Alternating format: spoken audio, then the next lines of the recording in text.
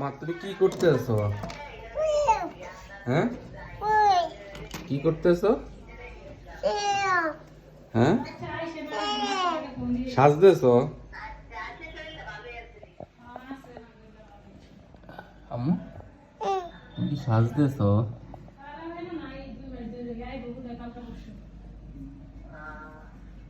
পানি গরম বসো। কি করো তুমি? সাজতেছো?